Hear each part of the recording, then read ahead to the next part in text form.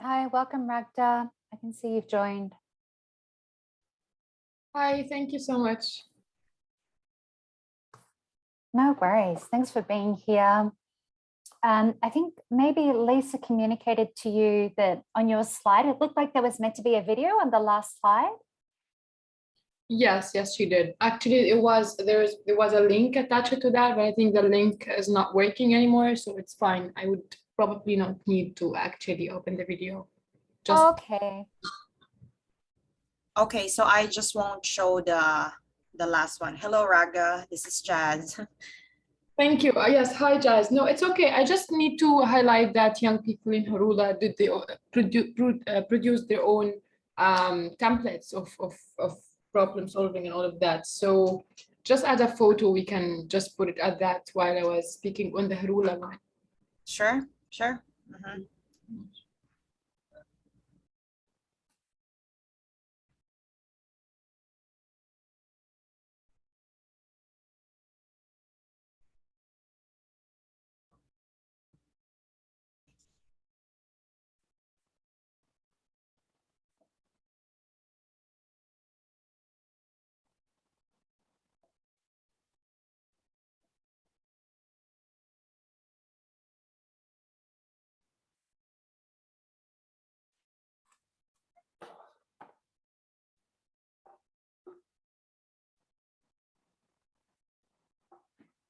Okay.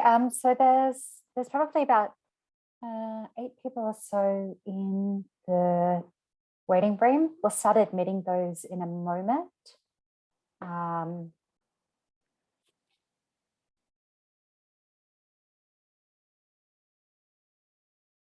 Okay, sounds good, Jess.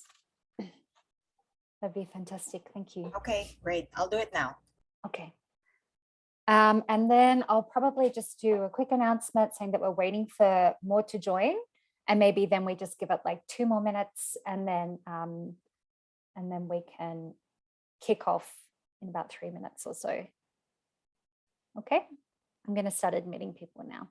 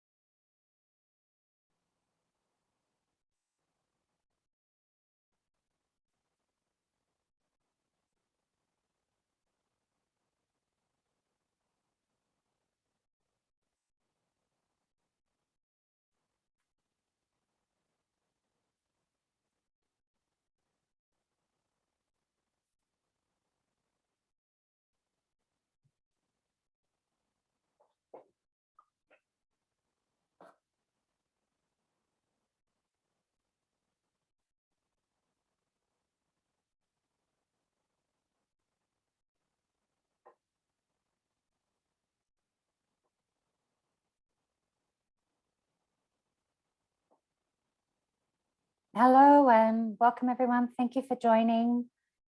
We're just waiting for some more participants to join.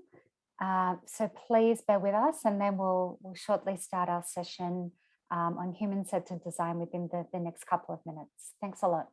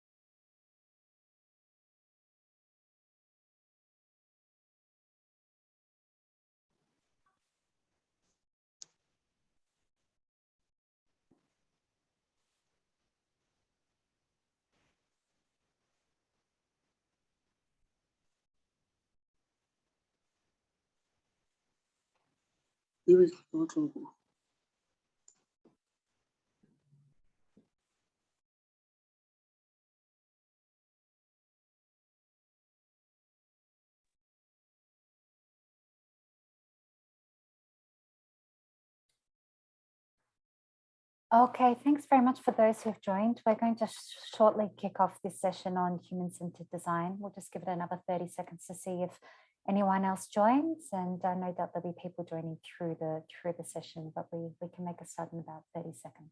Thanks very much.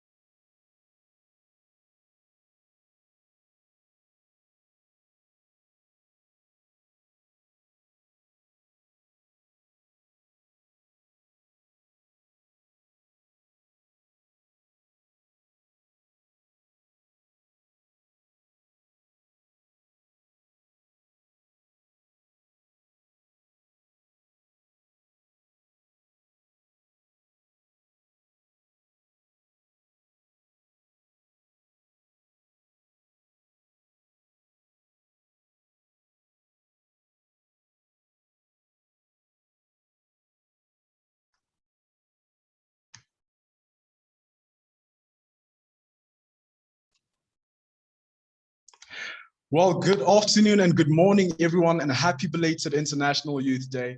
A very warm welcome to you all. My name is Praise Majwafi, and I'm an agent of the creative economy with a Bachelor of Commerce in Business Innovation and Entrepreneurship.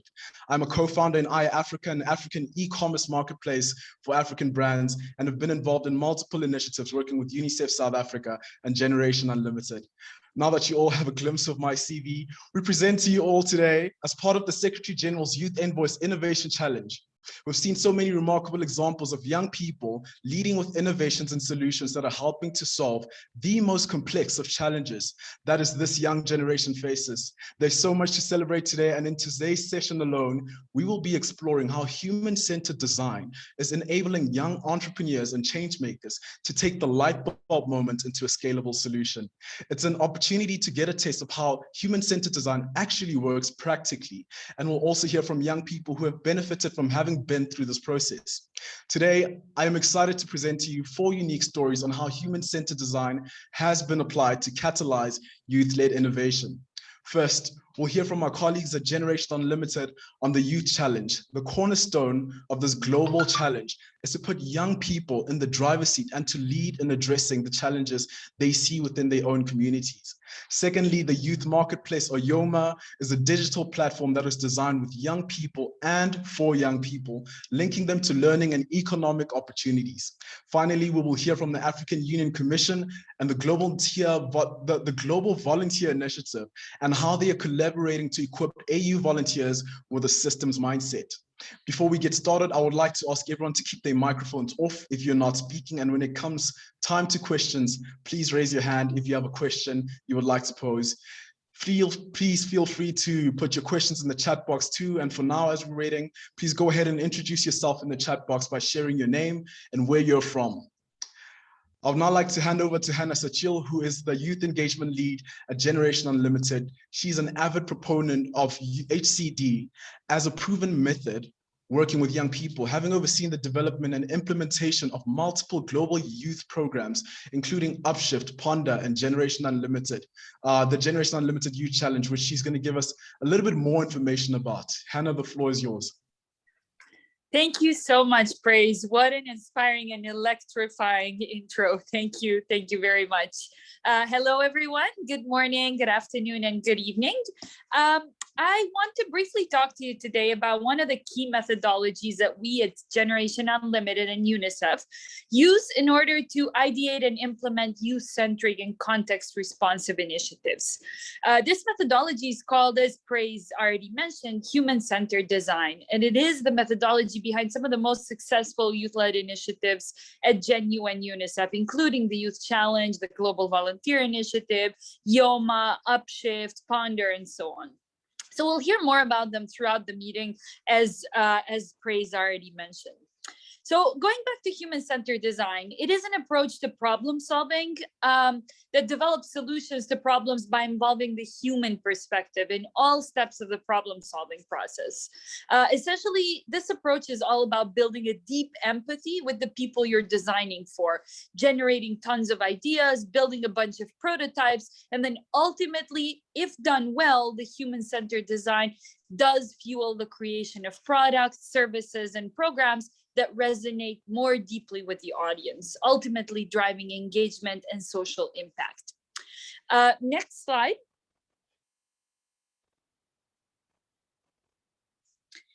Yeah, so the human-centered approach looks pretty much like this. It is circular, iterative, and repetitious. Depending on what HCD expert organization you ask, it can have different names for the different phases, but overall, the key components of the human-centered cycle are 6: observation, ideation, prototyping, user feedback, iteration, and implementation.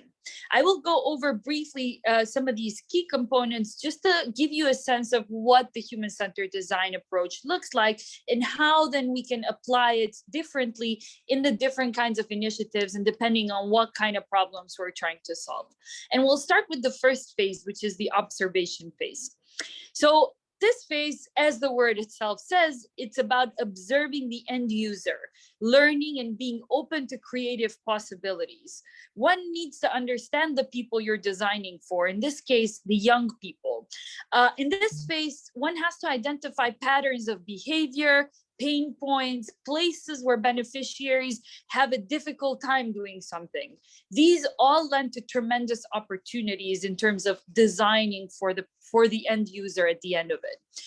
If you can, one needs to put yourself into a situation where the end user finds themselves in and see what their experience is, what they feel, how they do things, and essentially you'll be doing this phase right if you can really immerse yourself and observe the end user of your potential product or service or initiative in their day-to-day habitat. There are many techniques for each of these different phases, and some of the more used ones I've personally used in some of these different initiatives is the KWL chart, the points technique, of course, interviews, and as much as you can, observation of the end user in their day-to-day habitat. Next, you have the ideation phase, where one brainstorms ideas based on what you've learned from the observation phase and experiences. The goal here is to come up with as many ideas as you can.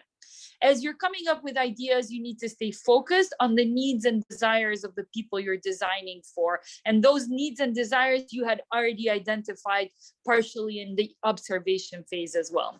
So generally, when we're talking about the ideation phase, one uses a variety of different brainstorming techniques here. So the idea is to generate as many ideas as possible, because then in the following phases, those ideas will be narrowing down as well.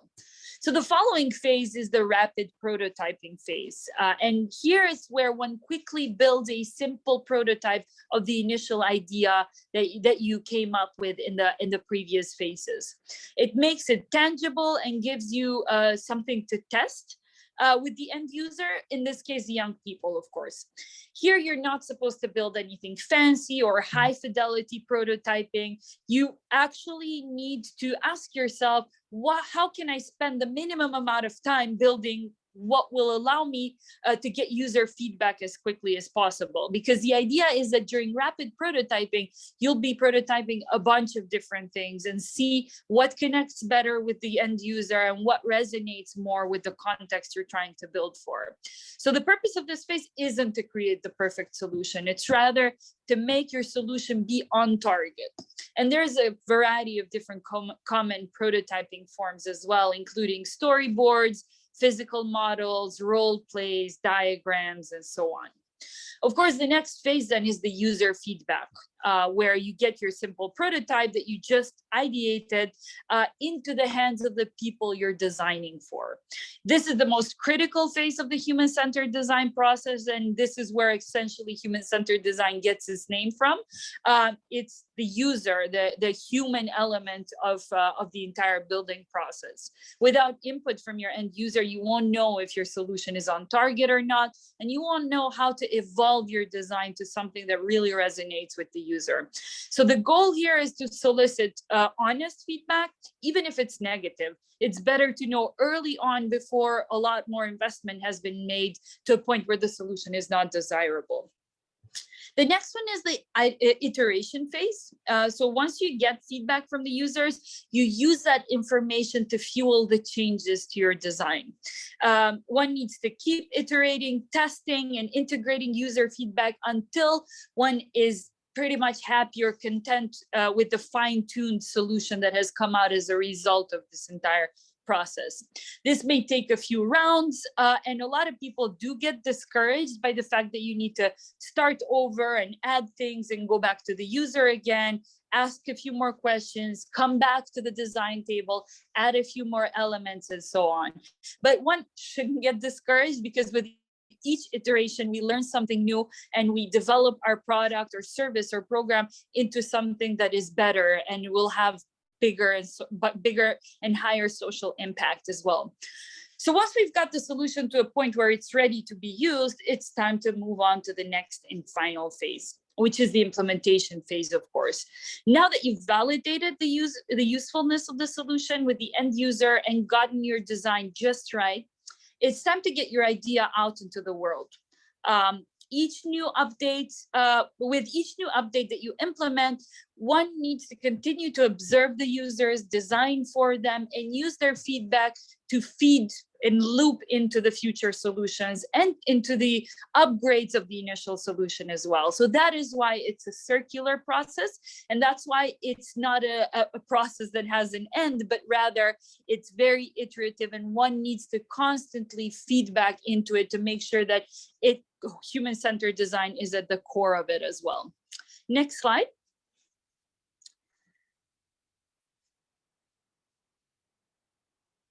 So essentially, if one has followed the human-centered design approach that we just discussed, and one has gone through the various phases, then your solution will inevitably have to follow the nexus of these three lenses. It'll have to be desirable by the end user. It'll have to be feasible, and you'll know this because you've prototyped various kinds of solutions and so on. And it'll have to be viable. And by viable, we definitely mean financially viable. And those are some of the elements that one has to consider, of course, in order to make sure that not only it resonates with the end user, but it's also something that is sustainable, it's viable, it's feasible, and it is desirable. Next slide. So following the HCD approach and the youth-centric logic, Generation Unlimited and UNICEF, of course, in 2018 put together an initiative called the Youth Challenge. The Youth Challenge is an initiative that's it's about youth entrepreneurship, and it nurtures the skills for the future. It fosters an entrepreneurial mindset and resilience. It cultivates ventures, and it inspires millions of young people to become growth-oriented and socially motivated entrepreneurs. As some of you know here, the Youth Challenge is pretty much a Upshift offshoot. For those of you who don't know, Upshift is another initiative by UNICEF that pretty much works with the education system, formal and non-formal, to instill social innovation and social entrepreneurial skills to young people and adolescents. And it uses human-centered design as well. So following those best practices and lessons from Upshift, we built the Youth Challenge, which is fully youth-led. It deeply engages young people in the contextualization of the content, in the outreach, mobilization, implementation of the initiative, mentorship, and so on. And so far, just to give you a sense of the magnitude of the initiative, we've had 43 countries join the initiative and over 15 million young people that have been engaged so far. So it's really a global initiative at this point. Next slide. So here you can see just a more detailed example of the different elements within the initiative where human-centered design is core and is embedded within all phases of the initiative. For more on the specifics of how this initiative has been transposed into the field and gets contextualized and implemented in country, we have the pleasure of having Simona Ristoka with us from our office in North Macedonia here. Simona and the team have done an incredible job with the initiative so far. And the fact that they've produced 2 global winners, not 1, but 2 global winning teams, is a testament to their incredible work so far. So without further ado, I will give the floor to Simona. Over to you, dear. Thank you so much, Hannah. Thank you for the lovely introduction. I hope that you can all hear me well. It's a pleasure to be part of this webinar today, and thank you so much for the opportunity to share our experience. My name is Simona. I'm a communication officer at the UNICEF North Macedonia country office. We have been implementing youth innovation programs based on human-centered design, such as Upshift and the January Youth Challenge since 2017. Hannah has given a lovely introduction, and I have to mention that we have implemented these programs in collaboration and with a lot of support from Hannah and other colleagues since the beginning and until today. I'm very happy to share about our journey, but before I talk about the challenge and our experience, I would briefly like to introduce you to the youth of North Macedonia and give a short overview on their situation. I think that this will help us to understand why the January Youth Challenge has been so important. Next slide, please. So children and youth aged 10 to 24 make approximately 1/4 of the roughly 2 million population in the country. We haven't had a census in like 20 years, but that's a whole another story. In any case, the latest research on youth participation shows that 85% of young people have never been consulted by authorities. 6 out of 10 young people believe they cannot impact decision-making processes. We have very high youth unemployment rate, which was on 35% 2019 before the COVID-19 pandemic. We are yet to see the impact of the pandemic. The PISA assessment shows that we have more than half of the students in the country that lack basic competencies, and only 24% of students hold a growth mindset.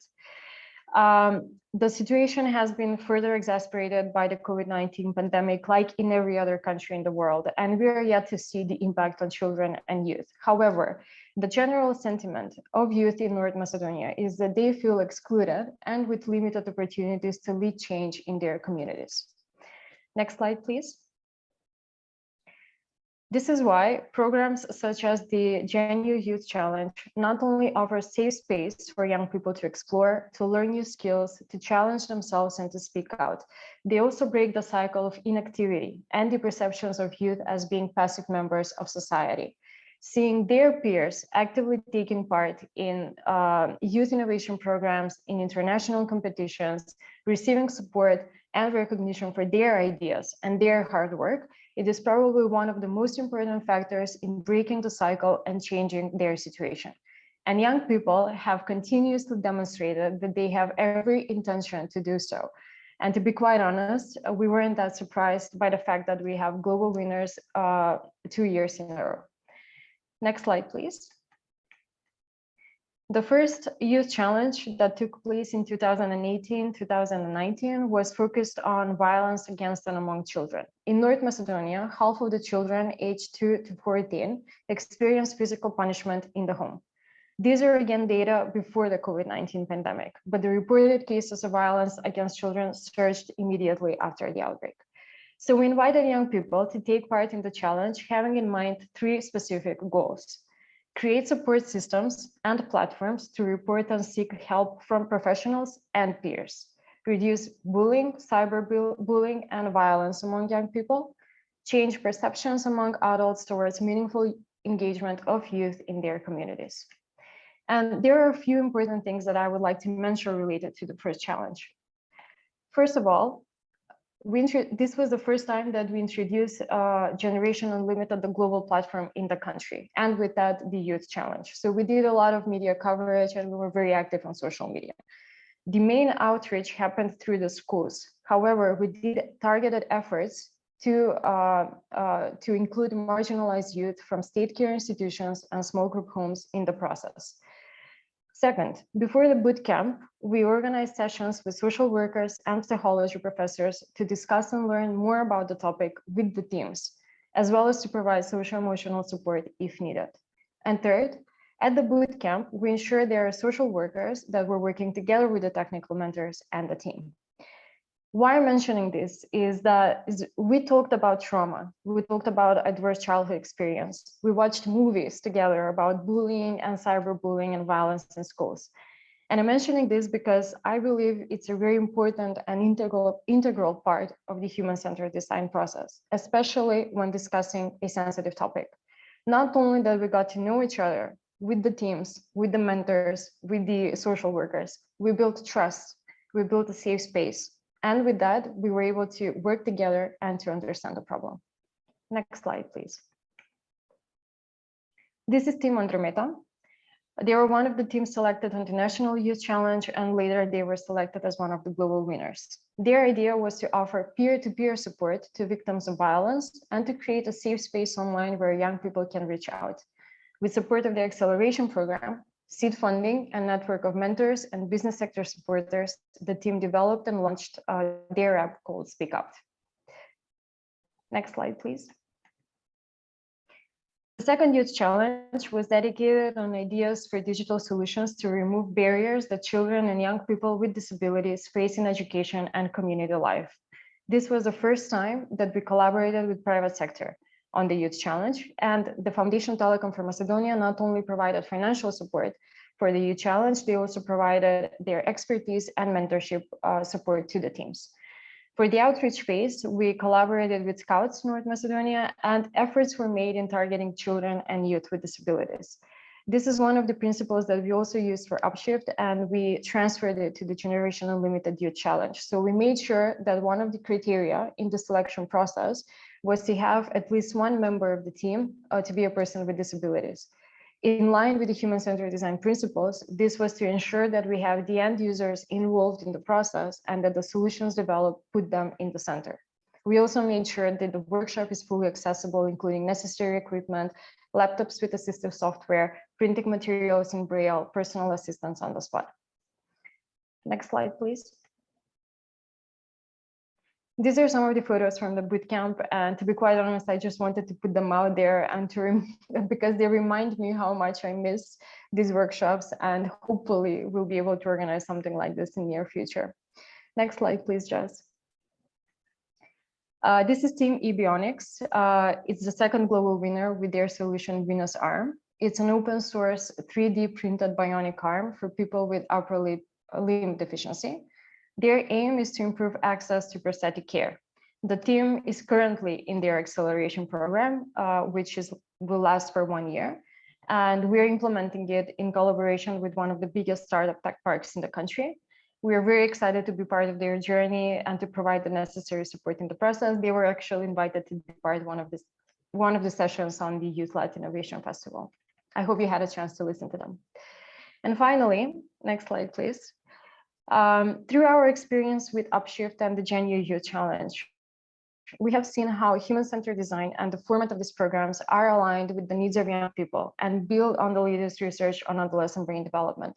They incorporate important elements such as opportunities for competitive collaboration, building character and resilience, skills development, growth mindset, and a sense of autonomy and competence.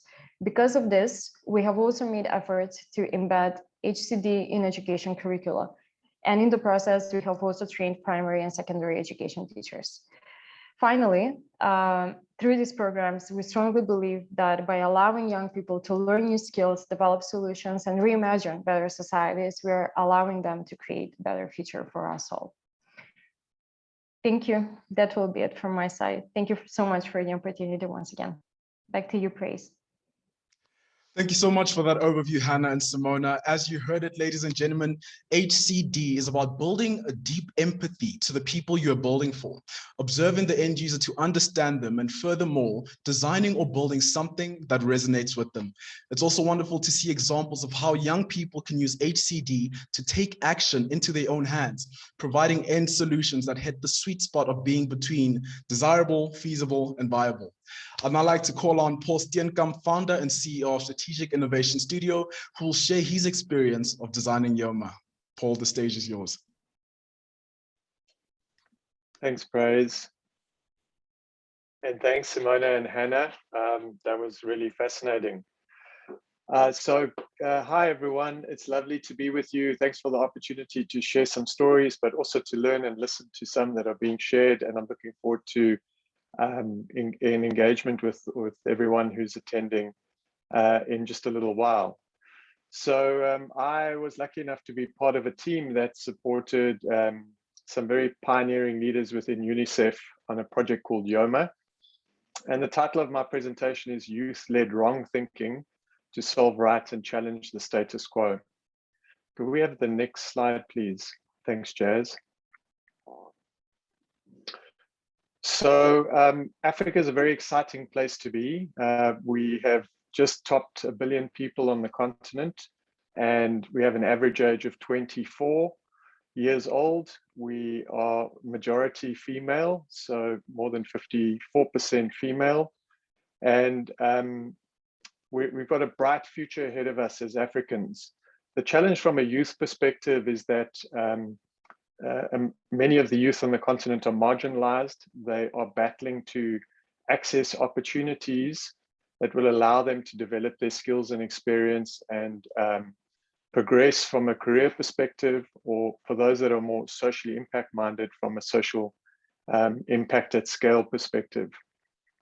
On the other side of this problem, we have social impact agencies and donors and funders globally looking to drive positive change in the world, given how much change is required. And what Yoma has done is it's acting as an intermediary between these two groups of constituencies. And it's providing opportunities for young marginalized people in Africa to tackle challenges close to their communities, using the principles of human-centered design, as well as some other values and technologies associated with the innovation economy, to solve problems in their communities. And in doing so, they not only get verified skills and experience, but they also can earn a digital currency that they can use to spend on items that matter to them. And then on the other side, you've got social impact agencies and donors and funders who've essentially started to democratize their army of people who can make impact in communities, and also people who can make impact with deep empathy for those communities and their needs, given that many of these young people actually live in those communities where the work is being done. Can we have the next slide, please? Thanks.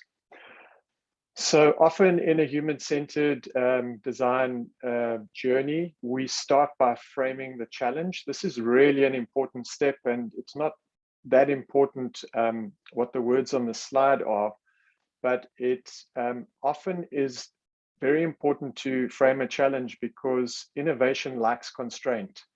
And when you put a frame around something, you can really drive good solutioning. Whereas if you are not that sure of the challenge that you're taking on as a team and a community of collaborators, you can end up burning a lot of fuel from a misalignment perspective. So there is an adage that carpenters use, which in looking after their wood, they always say measure twice, cut once. And so generally what we've learned in human-centered design journeys is it's worth taking time up front to sit with your team and your collaboration partners and carefully craft a statement around what is it that you're looking to achieve, which is the how might we part of the challenge framing statement. And in more mature versions of this, we also talk about in a way that, which is part of the challenge. How do we want to go about doing the work? What's the spirit in which we want to show up? And so that is a part of the challenge statement that talks about the impact that we're looking to have together. So this is just an example of the challenge framing statement that we came up with. And I'll talk to you a little bit more about the youth that were involved in that process. But this was back in 2019 in February in Nairobi. Okay, can we have the next slide, please, Jazz? So the process we followed, and I think Hannah and Simona have done a great job of unpacking a little bit of this, but we like to sometimes view it as a double diamond, human-centered design process. And essentially what happens is that we open up the jaws of the journey, we call that diverging, and we take a long hot bath in the problem space, and we try and understand it from many perspectives. And I'll talk a little bit more about that in just a moment. But we resist the urge of rushing into the solutioning space. And that, for people of my age and older, where we've often been incentivized to have the answer, is quite difficult to do. It's quite difficult to stay in the problem space, but it's very, very valuable because when you start converging and agreeing on what is the most pressing problem that needs to be solved, it creates very fertile ground and a lot of energy for the ideation, which is the first part of the solutioning space. And I think Hannah had mentioned that often when we go into the solutioning space, we diverge again, we open up the jaws of the conversation to make sure that we come up with lots and lots of ideas before cherry picking the best bits out of all of those ideas and converging on a solution that we have hopefully tested and generated some good data around. Next slide, please, Jazz. I see I'm running out of time quite quickly. I think the important thing in the problem space is to acknowledge that you're not only solving for users or beneficiaries, but you also need to understand what the challenges are that your collaboration partners have and the people that you need to bring along the journey in order to be successful.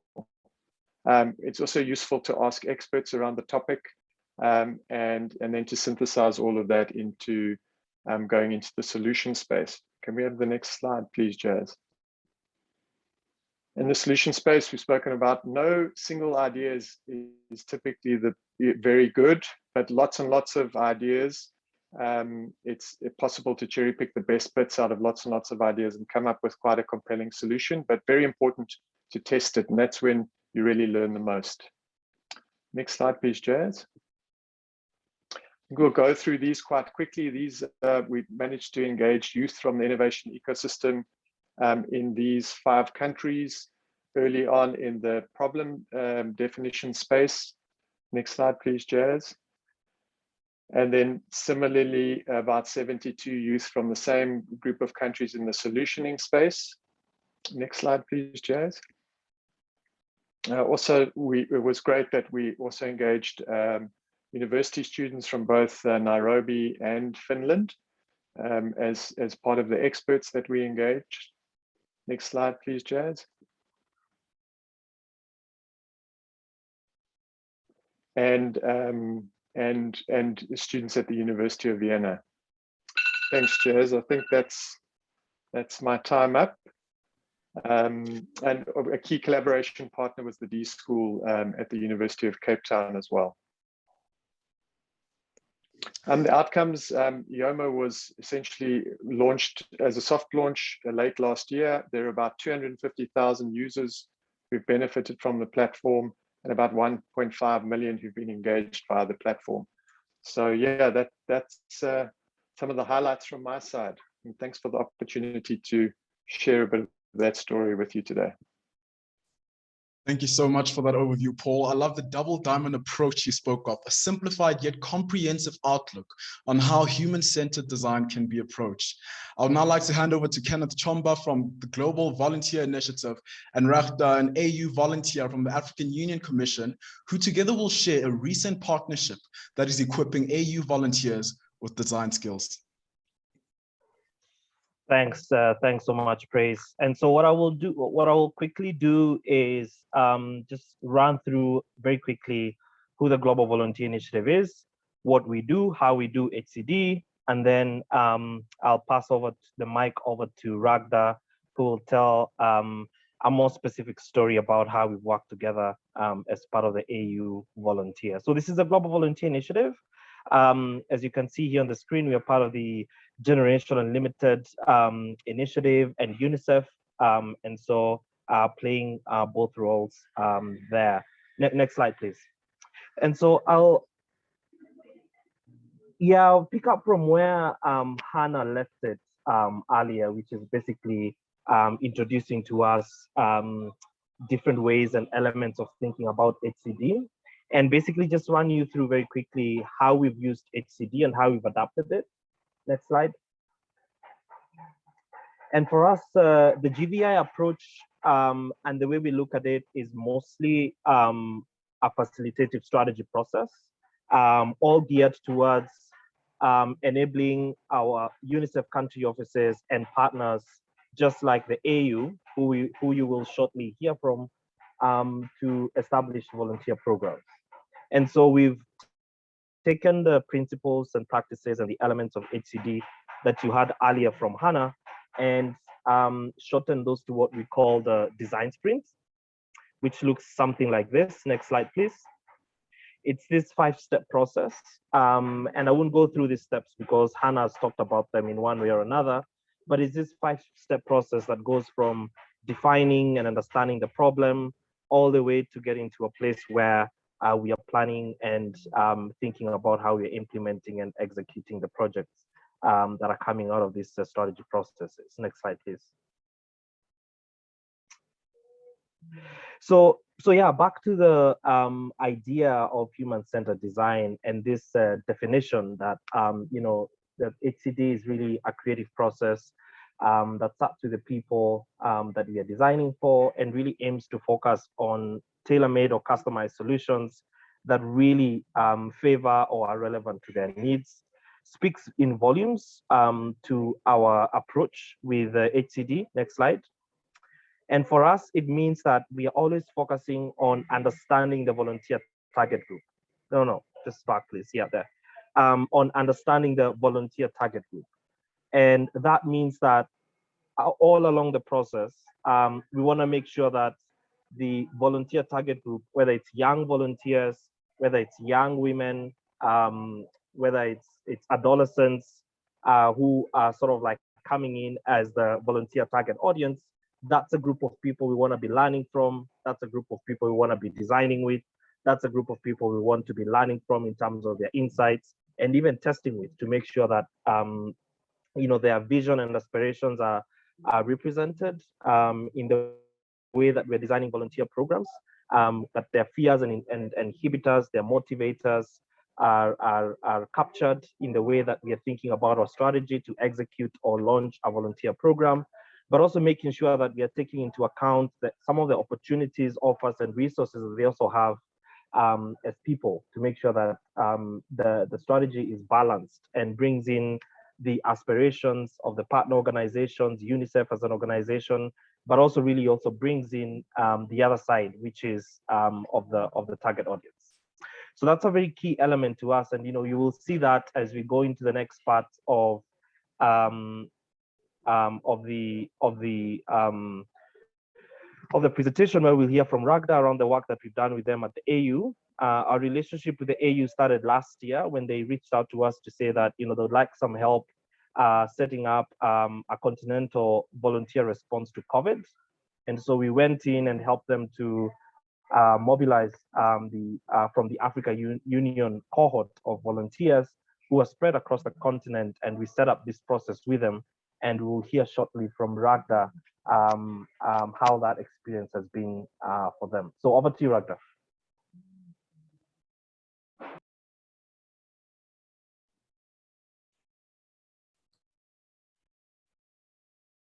Thank you so much. I hope you're able to hear me.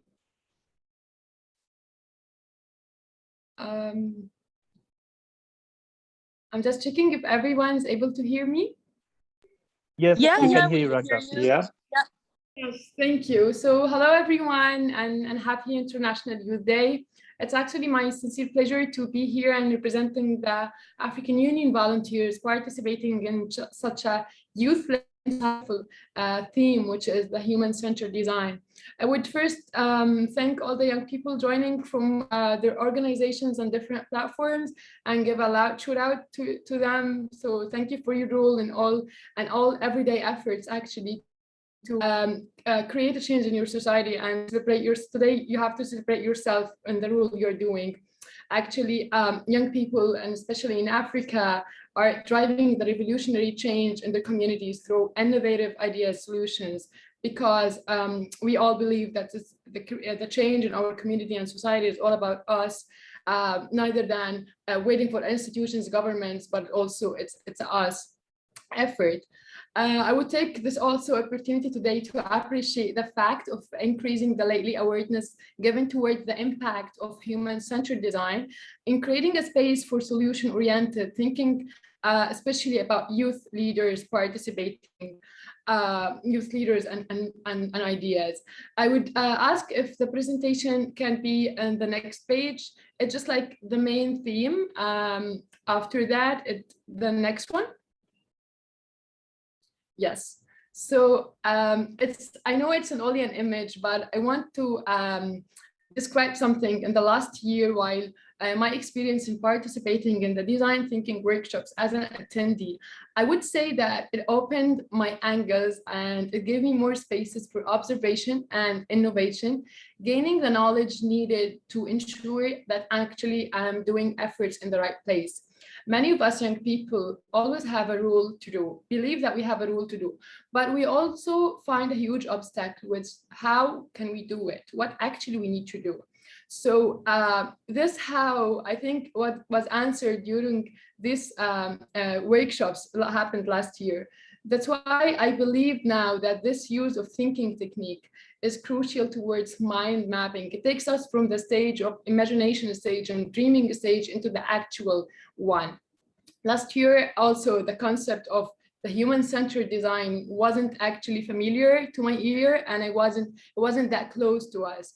But I was curious to know what is a design thinking, what's meant by the problem, actually, what's meant by solution, and how they can emerge together. How can we ensure that we are working towards the logical and the practical actions and plans, how these huge institutions are working and how we can develop our own projects, making sure that we exert an effort using our talents in the right place. That's why I also was passionate to transmit the knowledge to my peers in the next design workshop as a facilitator. And I used actually the same technique in the workshop. I asked them, what are you people participating in the workshop want to do? And the clear result was that the impact of using this technique in the workshop was very obvious, knowing that last year volunteers, African Union Youth Volunteer Corps in 11th Corps were working on something called Harula. They imagined their own Harula community and were thinking of solutions and different ministries, different projects, solving the problems in that Harula. So the question was, you have your own place. Come on, what's your problems? How are you implementing your job? What are you doing? And use the design thinking process. Learn how to mind mapping, idea development, to monitor, to sampling, create the prototypes, testing on people, do the monitoring and evaluation. So that was a huge instant example of how it actually enabled them to innovate. And maybe if we can change the slide to the last slide, where there an example of how young people in the Harula produce their own prototypes and work on that themselves. That would be in the next slide if we are able to show it after that. I also see that youth empowerment programs informed by the design thinking process itself reinforce the self-efficiency beliefs by encouraging us as young people to bring our innovations to the community. And it happens to my case personally because I was been thinking in a project for almost 2 years, and I wasn't sure and confident of the timing or actually the real need into developing that project. And using these techniques allowed me more actually into implementing it, doing an effort, because I always felt that I need to change something in my community. I need to advocate for the SDGs. I didn't know if that would really work. So I tried to test it, to create the website, to just go forward and test it for people. And I found that the real impact happened. So it's a tool that takes us from the imagination to the implementation and then seeing the change in our communities. So thank you, everyone, and back to you. Thank you.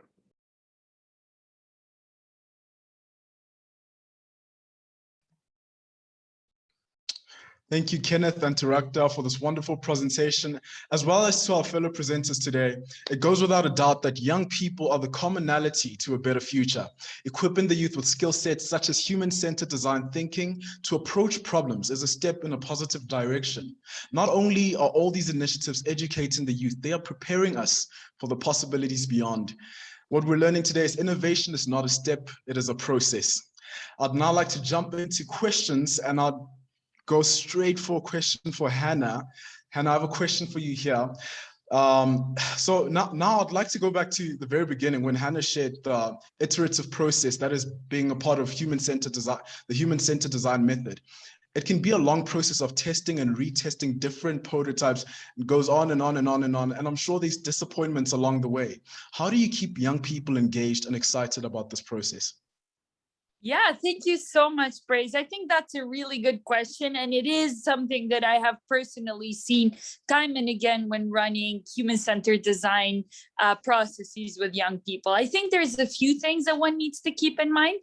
I think initially one has to set the right expectations. When the young people, when the users, regardless of who they are understanding of what the process consists of, then they have the right expectations. You have to convey to everyone that this is part of the process and this is what brings the best innovation or the best version of the innovation you're trying to produce.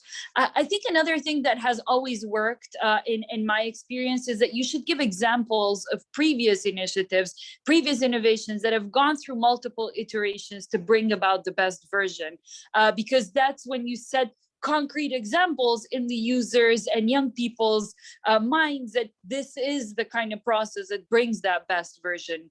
I think the other thing is that the process and theme and topic needs to resonate with the young people. It has to be something that they have a stake at, something that they're passionate about, so that they have the drive to iterate and to make changes to the initiative, make changes to the process, and not be personally and emotionally attached to the initial prototype that they came up with.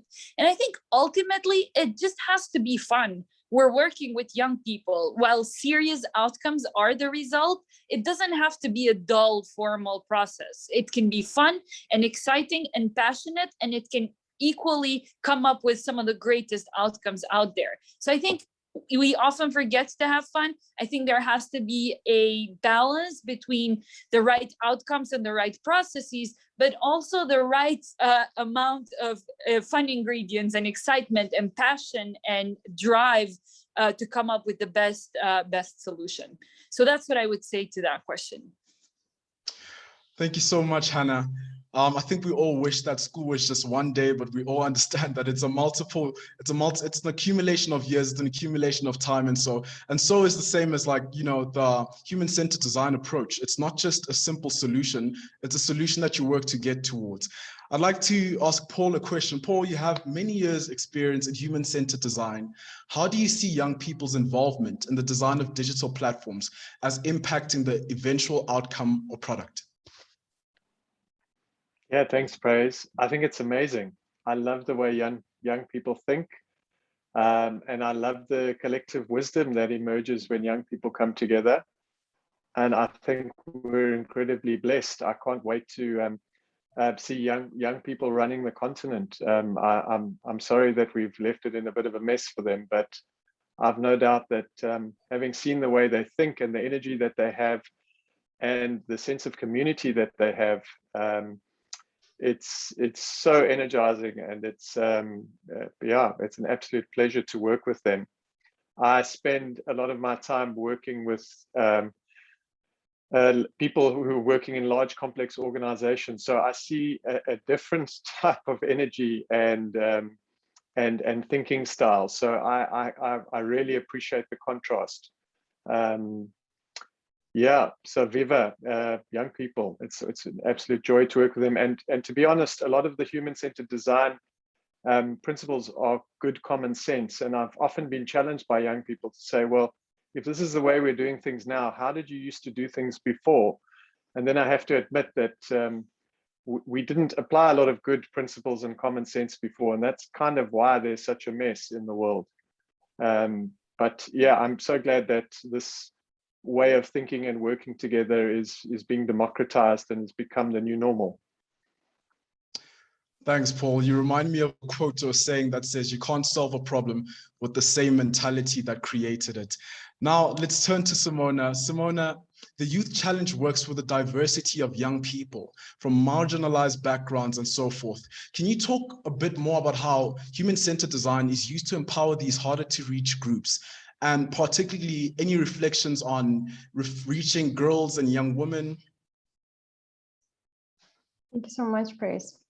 I spoke a little bit about this in the presentation as well, and I think that intentionally I wanted to give the example for the first and for the second Youth Challenge and how we targeted youth from different backgrounds.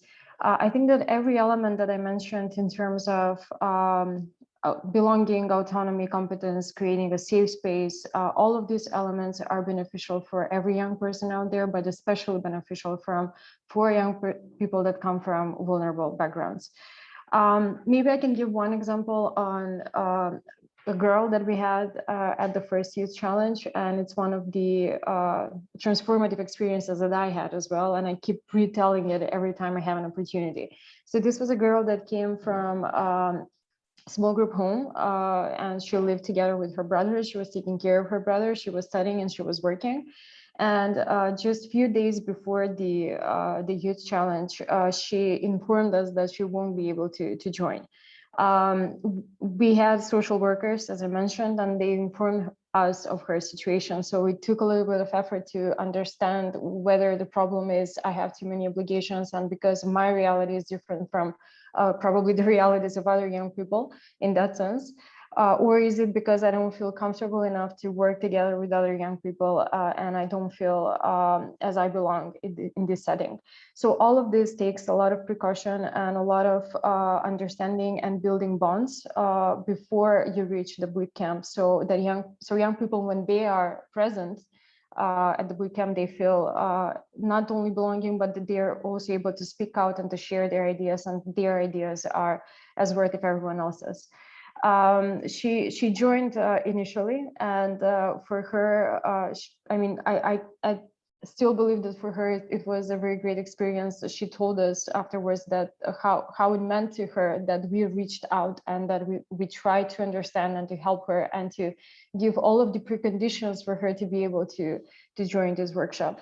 So this is one example that I will never forget, but I believe that in every workshop, in every human-centered design program, whenever you reach a young person, there is a story behind that maybe we are not even aware of, and we should do our best to give them equal space and opportunity to join. So I'll stop there just with this example. Thank you so much. Thank you, Simona. Another wonderful example of how human-centered design talks to inclusivity at the core. I have a question for now, Kenneth. Mr. Kenneth, GVI has ran, I believe, 47 country strategy workshops with young volunteers to design volunteering programs, utilizing HCD methods.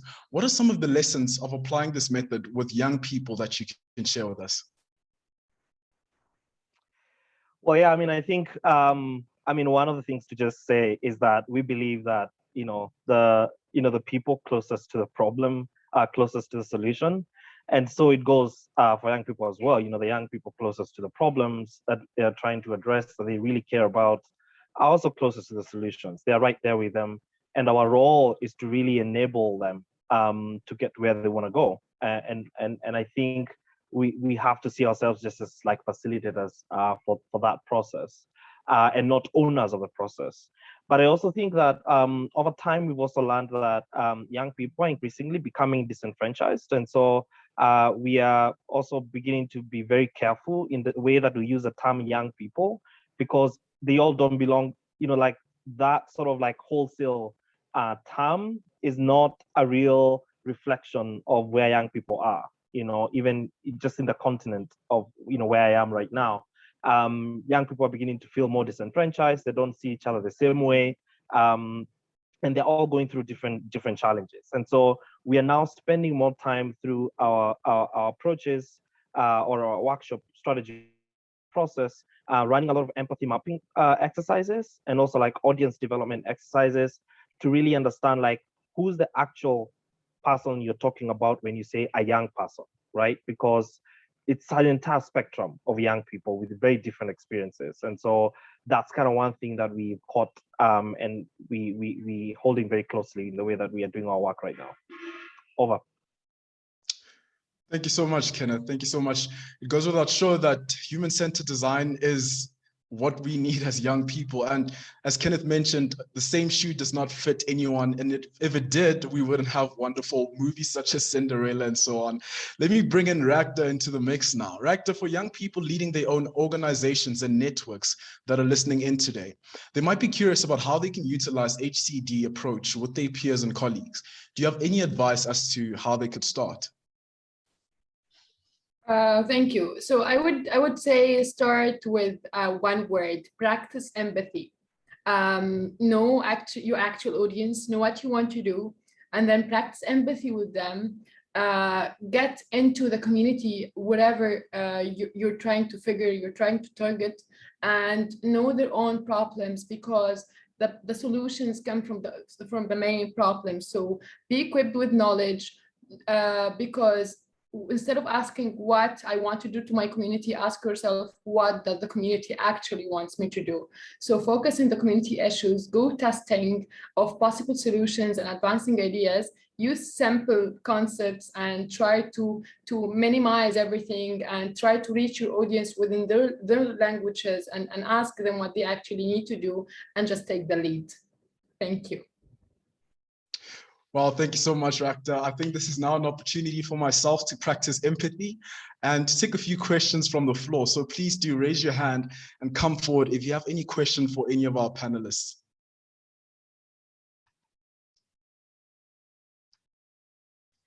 You can just raise a hand or maybe even just drop the question in the chat box.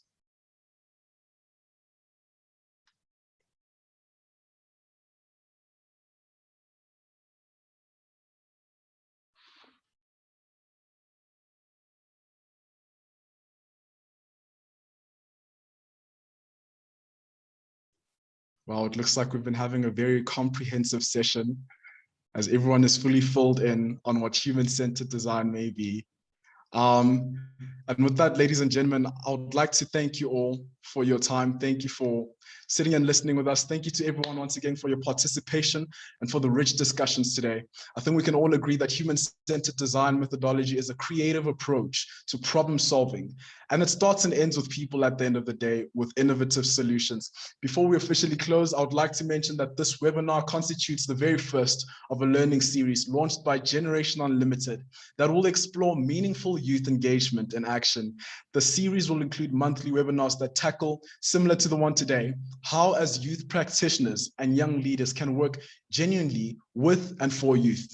We will follow up with the link to join in the coming days, and we encourage you to join the conversation. Thank you so much for your participation and again, for all the wonderful speakers today. Thank you.